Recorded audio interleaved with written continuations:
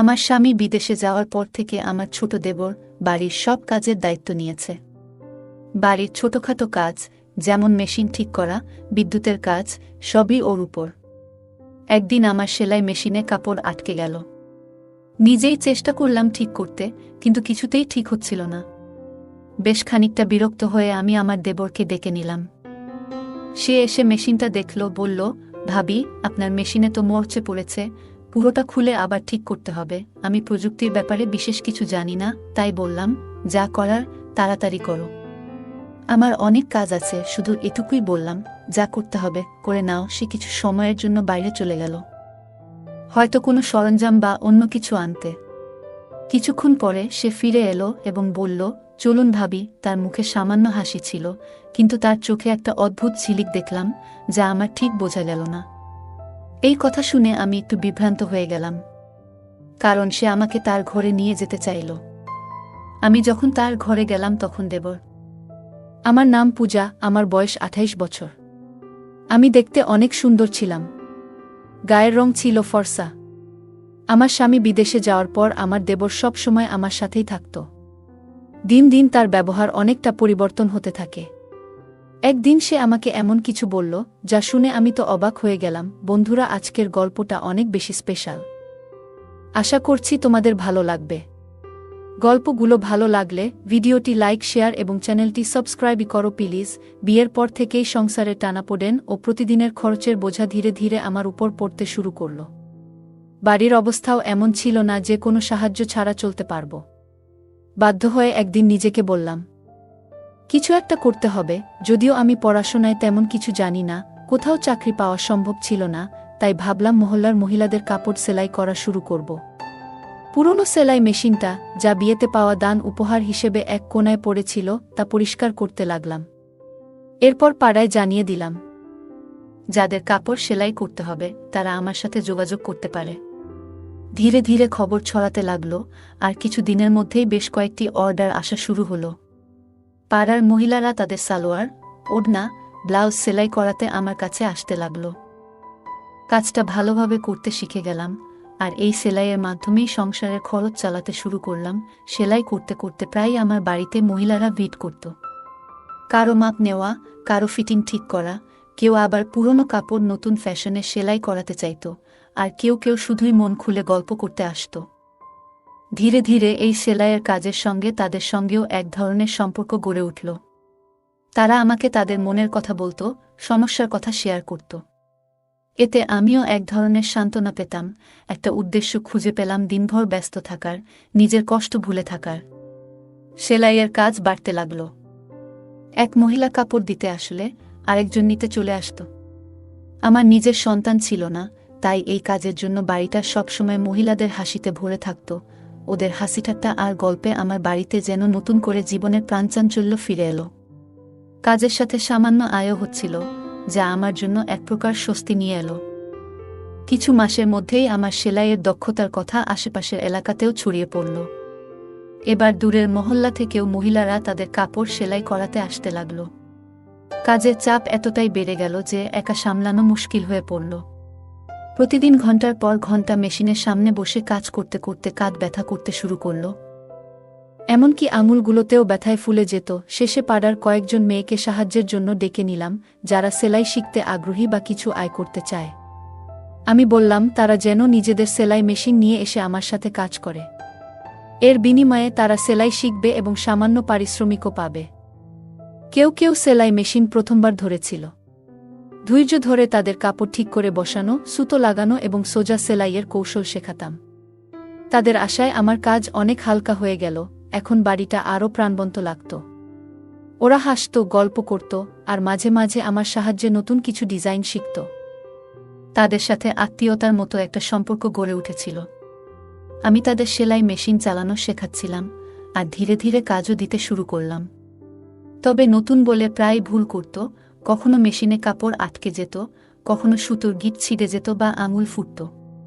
প্রতিদিনই মেশিনের সমস্যা হতো, আর ঠিক করাতে আমার অনেকটা সময় চলে যেত। একদিন তাদের মধ্যে এক মেয়ের মেশিন আবার নষ্ট হয়ে গেল। কাপড় মেশিনে আটকে গেল।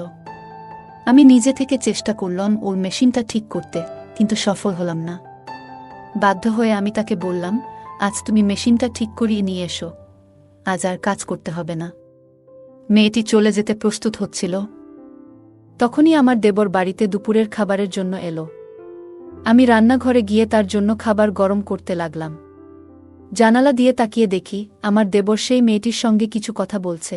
আমার দেবর মেয়েটিকে জিজ্ঞাসা করল, তুমি এত তাড়াতাড়ি ছুটি নিয়ে বাড়ি যাচ্ছ কেন? মেয়েটি বলল, আমার সেলাই মেশিনে কাপড় আটকে গিয়েছে, তাই মেশিন নষ্ট হয়ে গেছে। ভাবি নিজেই ছুটি দিয়েছেন, কাল বাইরে থেকে ঠিক করিয়ে তারপরই কাজে আসব। মেয়েটির কথা শুনে আমার দেবর বলল, আরে বাইরে গিয়ে ঠিক করানোর কি দরকার, যখন বাড়িতেই লোক আছে। দেবরের কথা শুনে মেয়েটি থেমে গেল। সে বলল, তুমি যদি মেশিনটা ঠিক করে দাও তাহলে খুবই উপকার হবে, না হলে আমাকে বাবাকে বলেই বড় বাজারে পাঠাতে হবে, আর বাবাকে সাইকেলে মেশিন নিয়ে যেতে অনেক কষ্ট হবে। মেয়েটির কথা শুনে আমার দেবর মেশিনটা পরীক্ষা করতে লাগল। বলল, তোমার মেশিনে তো মরচে ধরে গেছে, এটা পুরোপুরি আটকে গেছে, ভালোভাবে খুলে ঠিক করতে হবে। মেয়েটি অবাক হয়ে বলল, তাহলে তুমি ঠিক করতে পারবে না? দেবর হেসে বলল, না না, আমি এই কাজ ভালোই জানি। মেয়েটি খুশি হয়ে পাশে বসে পড়ল এবং বলল, আমার একটা সেলাইয়ের কাজ করতে হবে, তাড়াতাড়ি করে দাও প্লিজ। দেবর তখন বলল, মেশিনটা আমার ঘরে নিয়ে এসো, আমি ওখানেই ঠিক করব। মেয়েটি একটু দ্বিধায় পড়ে গেল। তখন দেবর বলল, আমার সব সরঞ্জাম ঘরেই আছে, তাই মেশিন ঠিকঠাক করার জন্য ওখানে নিয়ে যেতে হবে।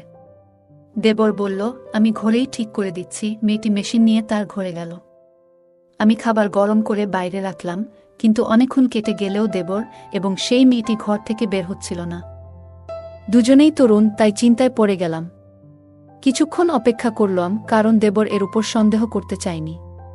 তবু দীর্ঘ সময় পর ধৈর্য হারিয়ে অবশেষে দেবর এর ঘরের দিকে যাওয়ার সিদ্ধান্ত নিলাম। ঠিক তখনই মেয়েটি সেলাই মেশিন নিয়ে বাইরে বেরিয়ে এসে বলল, ভাবি, মেশিন ঠিক হয়ে গেছে। ওর কথা শুনে আমারও স্বস্তি হল এবং আমরা নিজেদের কাজে ফিরে গেলাম। কিন্তু আমি মনে মনে ভাবছিলাম, দেবর এতক্ষণ ঘরে কি করছিল।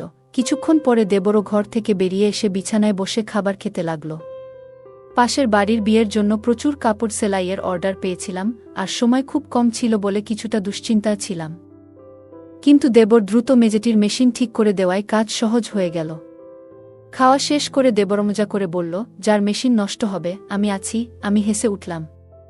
এই সেলাই কাজ থেকে এখন বেশ ভালো আয় হচ্ছিল, তাই মনও বেশ ভালো ছিল। বিয়ের 9 বছর কেটে গেছে, আর স্বামী বিয়ের কিছুদিন পরই বিদেশে কাজের জন্য চলে গিয়েছিল। প্রায় 3 বছর ধরে সে দুবাইতে আছে। 6 মাস বা বছরে একবার ফিরত, ছুটি পেলেই স্বামী বাড়িতে আসত, সপ্তাহখানেক থেকে আবার দুবাই ফিরে যেত। বাড়িতে শ্বশুর শাশুড়ি আর এক দেবর ছিল। শ্বশুর শাশুড়ি ছিলেন বয়স্ক এবং প্রায় অসুস্থ থাকতেন, দিনের বেশিরভাগ সময় নিজেদের ঘরেই থাকতেন। দেবর খুবই ভালো ছেলে ছিল, বয়স মাত্র 20 হলেও সে নিজেই একটি দোকান খুলেছিল যেখানে মেশিন মেরামতের কাজ করত। আমি ওকে বলতাম, তুমি এখনো ছোট, পড়াশোনা করাটাই দরকার, কিন্তু সে বলতো, ভাবি, সংসার তো চলাতে হবে, কতদিন আর সব দায়িত্ব ভাইজের উপর ফেলে রাখা যাবে? ভাই বিদেশে আছে, বাড়িটাও ভাড়ার, মা বাবা অসুস্থ, তাই আমাকে কাজ করতেই হবে। সাধারণত দেবর দিনের বেশিরভাগ সময় দোকানেই থাকত, তবে মাঝে মধ্যে বাড়িতেও আসত, আর আমি নিশ্চিন্তে থাকতাম। দেবর বাড়িতে এলেই এখানে ওখানে ছোটখাটো কাজগুলো করে দিত। আমার সাথে বসে অনেক গল্প করত। মেয়েরা যেসব মেশিন নিয়ে আসত তা প্রায়ই নষ্ট হয়ে যেত, আর আমি দেবরকে বললেই সে দ্রুত ঠিক করে দিত। একদিন আমি সেলাই করছিলাম, আবারও সেই মেয়েটির মেশিন নষ্ট হয়ে গেল। এতে আমার রাগ উঠে গেল। বললাম, তুমি এত বড় হলে, কতদিন ধরে তোমার সেলাই শেখাচ্ছি, অথচ এখনো কিছুই শিখতে পারনি। আমার রাগ দেখে মেয়েটি কেঁদে ফেলল। আমি ওকে বললাম, তোমার মেশিন নিয়ে যাও এবং বাড়ি যাও। কিন্তু ঠিক সেই সময় আমার দেবর বাড়িতে এলো, আর মেয়েটিকে কাঁদতে দেখে বলল, ভাবি, ও কাঁদছে কেন? দেবর আশেপাশের সব মেয়েদের চিনত, তাই ওদের ব্যাপারে খোঁজ খবর নিত। আমি বিরক্ত হয়ে বললাম, এই মেয়েটি আমাকে খুবই বিরক্ত করছে, মনে হচ্ছে ওকে কাজ থেকে বাদ দিয়ে দিই, ইচ্ছে করেই মেশিন নষ্ট করে ফেলে। আমার কথা শুনে দেবর হেসে ফেলল। আমি রাগের মধ্যে ছিলাম, তাই ওকে একটু বকাও দিলাম। দেবর বলল, ভাবি, এর কোনো দোষ নেই, আজকালকার মেশিনগুলোই এমন সহজে খারাপ হয়ে যায়। পুরনো দিনের মেশিন কিনলে তার অনেক বছর পর্যন্ত কোনো সমস্যা হতো না। এখন তো সবকিছুই লোকাল মানের। দেবরের কথা শুনে আমি ওর দিকে তাকালাম। সে তখন পকেট থেকে মোবাইল বের করে বলল, ভাবি, দাদার কল এসেছে, আপনি কথা বলবেন? আপনার রাগও মিটে যাবে। স্বামীর কথা শুনে আমি হেসে ফেললাম। দেবর খুবই দুষ্ট ছিল, মাঝে মাঝেই আমাকে মজা করত। আসলে কয়েকদিন ধরে আমার স্বামীর সাথে কথাই হয়নি। হয়তো কাজের জন্য ব্যস্ত ছিল।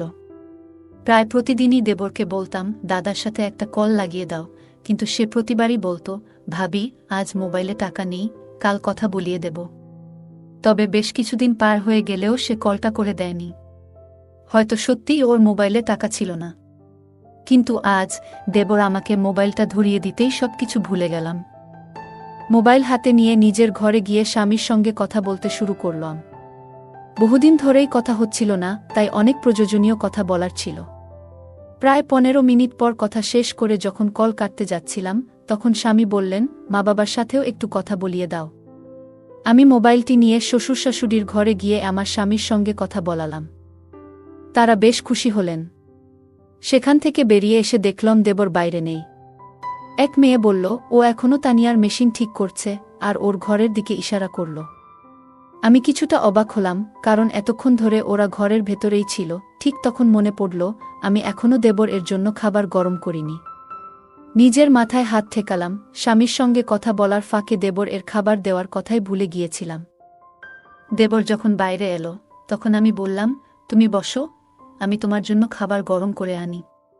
কিন্তু দেবর বলল, না ভাবি, আমার পেট ভরে গেছে, আজ খাবো না। হেসে সে বাইরে চলে গেল, আর আমি একটু অবাক হয়ে মেশিনের পাশে বসে ভাবতে লাগলাম, আসলে ও কোথায় গিয়ে পেট ভরালো। সেদিন আমি কাজের মাঝে হঠাৎ এক পাশে দেখলাম আমার তানিয়া কিছু মেয়ের সাথে ধীরে ধীরে কথা বলছে। তার মুখে এক ধরনের আনন্দ ঝলকাচ্ছিল, যেন সে আনন্দে মেতে আছে। তার মুখে এক অদ্ভুত লালচে আভা ফুটে উঠেছিল, যা দেখে আমার মধ্যে হালকা অভিমান তৈরি হলো। আমি এগিয়ে গিয়ে প্রশ্ন করলাম, তানিয়া, তোমার মেশিন ঠিক হয়ে গেছে? সে তাড়াতাড়ি মাথা নাড়ল। আমি তাকে বললাম, তাহলে এবার কাজটা ঠিকঠাক করো। আমার কথা শুনে সবাই নিজেদের কাজে মন দিল। কাজ করতে করতে আমি আমার স্বামীর কথা ভাবতে লাগলাম। বহুদিন ধরে আমি চাইছিলাম সে যেন কিছুদিন বাড়িতে থাকে। আমার মন খুব চেয়েছিল তাকে বাড়িতে দেখতে, কিন্তু সে বলতো, যদি বাড়িতে আসি তাহলে বেশ কিছু খরচ হবে, তাই কিছুদিন না আসাই ভালো। আমি জানতাম সে আমাদের ভবিষ্যতের জন্য প্রতিটি টাকার হিসাব করছে, যাতে আমাদের ভবিষ্যৎ আরও ভালো হয়। কিন্তু তবু তার দূরত্ব আমাকে কষ্ট দিচ্ছিল। মনে মনে ভাবতাম, সে যদি প্রতিদিন বাড়ি ফিরত, আমার সাথে থাকত, তাহলে কেমন হতো। আমি চাইতাম সে বাড়ি ফিরুক, হয়তো কম আয় হবে, কিন্তু সে পাশে থাকলে সবকিছু সহজ হতো। তাই আমি চুপচাপ সেলাইয়ের কাজে মন দিতাম।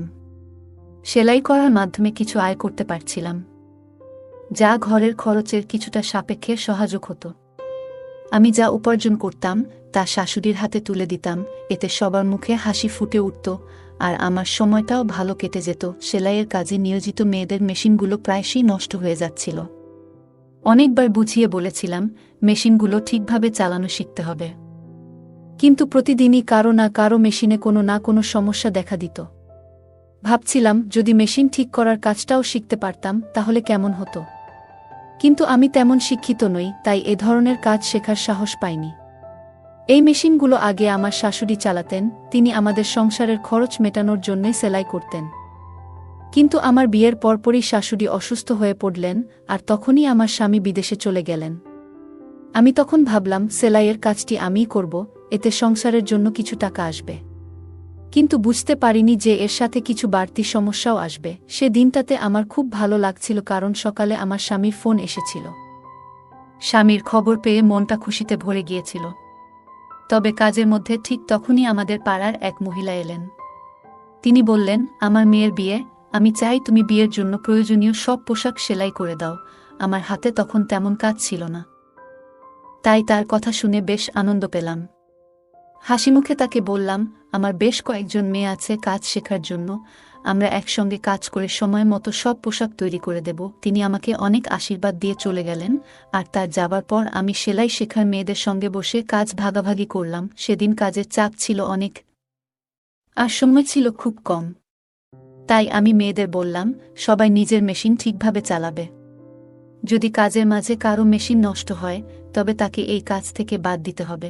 আমার কথা শুনে এক মেয়ে মৃদু হেসে বলল, ভাবি, আজ আপনার ছোট দেবর আসবে না, আমরা তার মাধ্যমে আমাদের মেশিনগুলো ঠিক করিয়ে নেব। মেয়েটির মুখে চাপা হাসি ছিল, যার অর্থ আমি তখন পুরোপুরি বুঝতে পারিনি। আমি তখন কাপড়গুলো যাচাই করছিলাম, তাই বললাম, হ্যাঁ ঠিক আছে, দ্রুত মেশিনগুলো ঠিক করে নাও। এই কথায় সবাই যেন খুশি হয়ে উঠল। দুপুরে ছোট দেবর এলে মেয়েরা তার চারপাশে ঘিরে ধরল। সে বলল, আমি কি সব মেশিন ঠিক করার দায়িত্ব নিয়েছি? যাও, অন্য কারো কাছে নিয়ে যাও। তবু হাসতে হাসতে সে তাদের সাহায্য করতে লাগল। আমি এই দৃশ্য দেখে মৃদু হেসে ফেললাম, আর মেয়েরা একটু মন খারাপ করল। তারপর মেয়েরা মজার ছলে বলল, আমরা তো তোমার জন্যও কিছু করতে চাই, আমরা তো বিনিময়ে কিছু দিতে চাই। হাসতে হাসতে আমার ছোট দেবর বলল, আচ্ছা, তাহলে কিছু দিতেই হবে। তখন এক মেয়ে বলে উঠল, যেদিন তোমার বিয়ে হবে, আমরা তোমার বউয়ের জন্য সেরা পোশাকটি সেলাই করে দেব। তার কথা শুনে আমার দেবর হেসে বলল, তোমরা সবাই বেশ চালাক। প্রতিদিন কারো না কারো মেশিন ঠিক করি, আর শেষমেশ বিয়ের দিনে শুধু একটা পোশাক সেলাইয়ের প্রতিশ্রুতি। দেবর এর কথা শুনে আমি হেসে উঠলাম। সে বলল, তোমাদের সেলাই এখনও পুরোপুরি নিখুঁত নয়, তাই মাফ করো, আমার ভাবি আমার হবু স্ত্রীর জন্য পোশাক বানাবে। কথাটি বলে সে আমার দিকে তাকালো। আমি হেসে মেয়েদের বললাম, আমার ছোট দেবর এখনও খুব ছোট।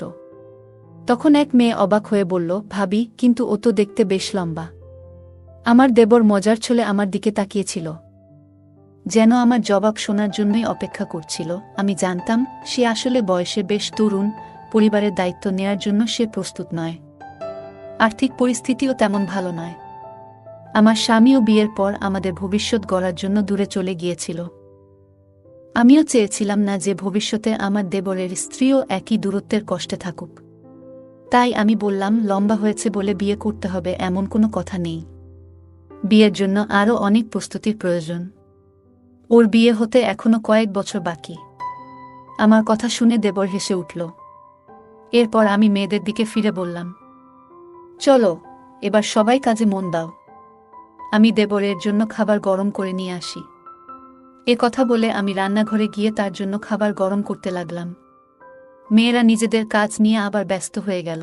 আমি আমার দেওরের ঘরে যাচ্ছিলাম, কারণ জানি না কিভাবে, কিন্তু ও মেশিনগুলোতে এক ধরনের জাদু করত, আর সবকিছু ঠিকঠাক হয়ে যেত।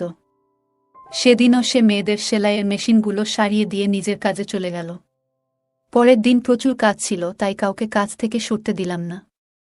দেবরও সেদিন বাড়িতে আসেনি, আর কাজের চাপ এত বেশি ছিল যে আমিও ব্যস্ত ছিলাম।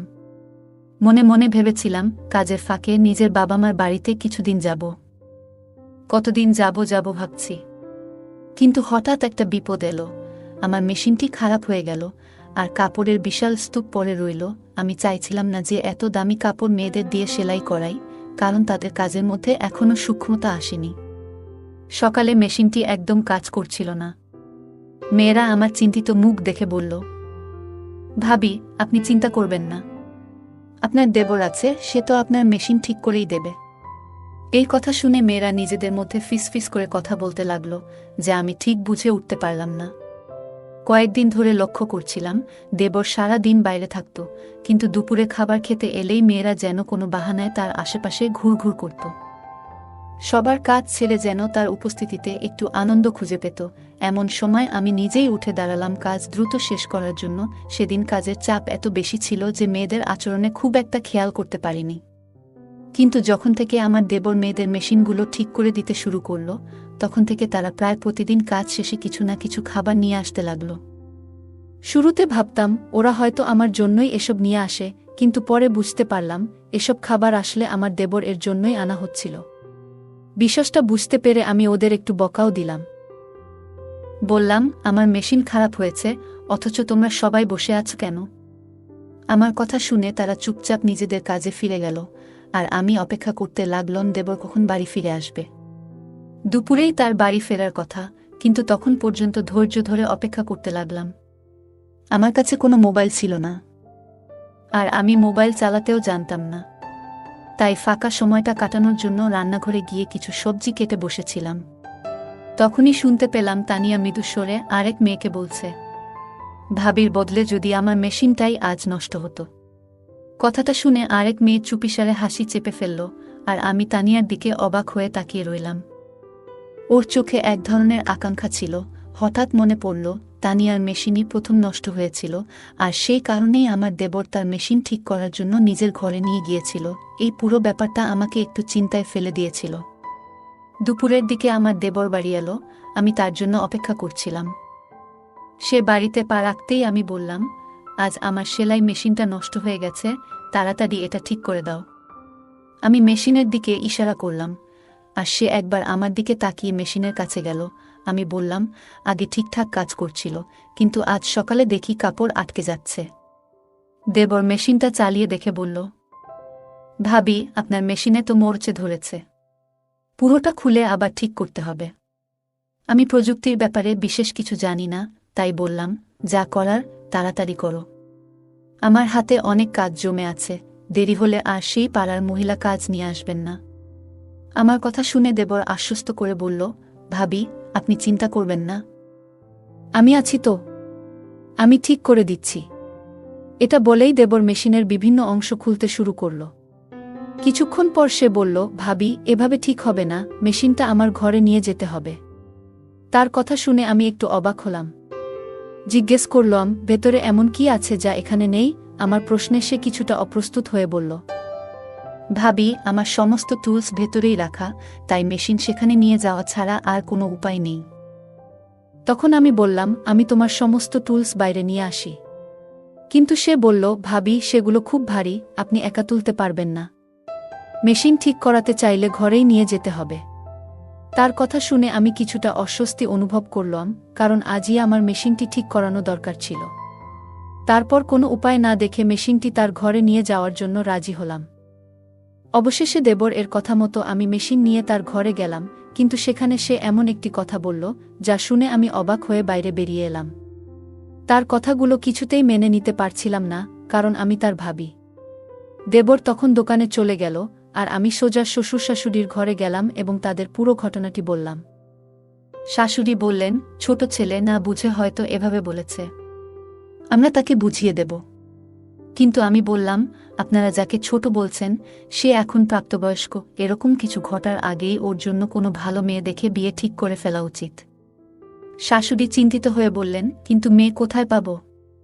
আমি হাসি চাপিয়ে বললাম, এই নিয়ে ভাববেন না, আপনার ছোট ছেলে ইতিমধ্যেই নিজের পছন্দের মেয়েটিকে ঠিক করে ফেলেছে। আমি শাশুড়িকে তানিয়ার কথা জানালাম। শাশুড়ি ও শ্বশুর অবাক হয়ে তাকালেন। পরের দিন তারা দেবরের সঙ্গে কথা বললেন, এবং যখন তানিয়ার প্রসঙ্গ তুললেন, দেবর যেন সেই কথার জন্যই অপেক্ষায় ছিল। সে হাসি মুখে আমার দিকে তাকিয়ে জানিয়ে দিল যে সে রাজি। কিছুদিন পর আমি নিজেই তানিয়ার বাড়িতে গিয়ে তাদের সঙ্গে এ বিষয়ে কথা বললাম। তাদেরও আপত্তি ছিল না। কয়েক মাসের মধ্যেই আমার দেওরের বিয়ে সম্পন্ন হয়ে গেল। এই ঘটনায় বুঝেছিলাম, ছেলেরা যখন নিজেরা সিদ্ধান্ত নেয়া, তখন তাদের পথ দেখানোই ভালো। ছেলে বা মেয়ে যখন প্রাপ্তবয়স্ক হয়ে যায়, তখন তাদের বিয়েতে দেরি না করাই ভালো, না হলে নানা সমস্যা দেখা দিতে পারে। তানিয়া যখন আমাদের বাড়িতে বউ হয়ে এলো, তখন সে আমার সঙ্গে মিলে সেলাইয়ের কাজে হাত লাগাল। আমাদের বাড়ির আয়ও এতে দ্বিগুণ হল। গল্পের মূল চরিত্র পূজার জীবন নানা চ্যালেঞ্জে পূর্ণ। বিয়ের পর সংসারের আর্থিক অবস্থা খারাপ দেখে সে নিজে কিছু করার সিদ্ধান্ত নেয়া। এই গল্প আমাদের শেখায় যে আমাদের পরিস্থিতি উন্নতির জন্য সর্বদা পরিশ্রম করতে পিছিয়ে পড়া উচিত নয়। পূজা উচ্চশিক্ষা না থাকা সত্ত্বেও সেলাইয়ের মাধ্যমে সংসারের খরচ চালাতে শুরু করে, যা প্রমাণ করে যে সীমিত সম্পদেও পরিশ্রম আর ইচ্ছাশক্তি থাকলে নিজেকে প্রতিষ্ঠিত করা সম্ভব। পূজার জীবন নানা কঠিন পরিস্থিতির মধ্য দিয়ে গেছে। স্বামী বিদেশে কাজ করতে যাওয়ার পর সংসারের দায়িত্ব তার উপরই এসে পড়ে। তবু সে হার মানেনি এবং জীবনে একটি ইতিবাচক মনোভাব বজায় রেখেছিল। ধৈর্য এবং পরিস্থিতির সঙ্গে মানিয়ে চলার দক্ষতা খুবই গুরুত্বপূর্ণ, যা পূজা আমাদের শেখায়। সে আমাদের দেখায় যে কঠিন পরিস্থিতিতেও ইতিবাচক থেকে সমাধান খুঁজে বের করা যায়। সেলাইয়ের কাজ বাড়তে থাকলে পূজার মাথায় পাড়ার মেয়েদের সাহায্য নেওয়ার ভাবনা আসে।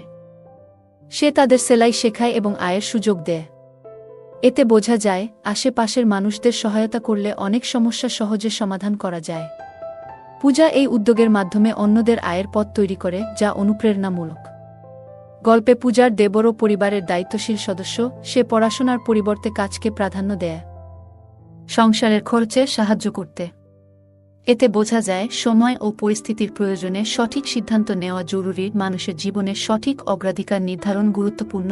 পূজা কাজের মেয়েদের প্রতি সংবেদনশীল ও দায়িত্বশীল ছিল। শুধু সেলাই শেখানো নয়, তাদের ছোটখাট সমস্যা বোঝারও চেষ্টা করত। তার এই গুণ শেখায় অন্যের অনুভূতি সম্মান করা, সঠিক মানবিক সম্পর্ক গড়তে সহায়ক। চ্যালেঞ্জ আসলেও পূজা আত্মসম্মান বজায় রেখে কাজ চালিয়ে গেছে এবং অন্যদের সহায়তা নিয়ে নিজেকে দুর্বল মনে করেনি। এটি বোঝায় আত্মসম্মান ও আস্থাই সাফল্যের মূল। পূজার স্বামী দূরে থাকলেও তার দেবর পাশে থেকেছে, যা শেখায় পরিবারের সহায়তা জীবনের অনেক সমস্যাই সহজ করে তোলে। পূজার সেলাইয়ের কাজ বাড়লে সে আশপাশের মেয়েদের কাজে যুক্ত করে, যা সহযোগিতার মনোভাবের উদাহরণ। এভাবে সে নিজের উন্নতির পাশাপাশি তাদের জীবিকাও রক্ষা করে। গল্পটি শেখায় যে এগিয়ে যেতে সঠিক সিদ্ধান্ত ও সহানুভূতি গুরুত্বপূর্ণ। পূজার কাজে আশেপাশের মহিলারা যুক্ত হওয়ায় তার ঘর শুধু সেলাইয়ের জায়গা নয়, সমস্যাগুলো শেয়ার করার স্থানও হয়ে ওঠে। এটি সমাজে সংযোগ ও সহযোগিতার বার্তা দেয় এবং ঐক্য বজায় রাখা উচিত। পূজার গল্প শেখায় যে আমাদের লুকিয়ে থাকা প্রতিভা চিনে কাজে লাগালে তা এগিয়ে চলার পথ হতে পারে। সে সেলাইকে আর্থিক বাধ্যবাধকতা থেকে সুযোগে রূপান্তরিত করেছে, যা চ্যালেঞ্জের সুযোগ খোঁজার প্রেরণা দেয়। এই গল্প থেকে শেখা যায় পরিশ্রম, ধৈর্য, সহযোগিতা, আত্মমর্যাদা এবং ইতিবাচকতার সাথে আমরা কঠিন পরিস্থিতি মোকাবিলা করতে পারি। সম্পর্কের গুরুত্ব ও সমাজের সংযোগ আমাদের সবার জন্য একটি ভালো জীবন গড়ে তুলতে সাহায্য করে। বন্ধুরা, যদি এই গল্পটি ভালো লেগে থাকে তাহলে দয়া করে ভিডিওটি লাইক করুন এবং আমাদের চ্যানেলটি সাবস্ক্রাইব করুন। পাশে থাকা বেল আইকনটি প্রেস করুন, যাতে করে আমরা যখনই নতুন ভিডিও আপলোড করি তার নোটিফিকেশন সবার আগে আপনার কাছে পৌঁছে যায়। ধন্যবাদ। দেখা হবে আমাদের পরবর্তী ভিডিওতে।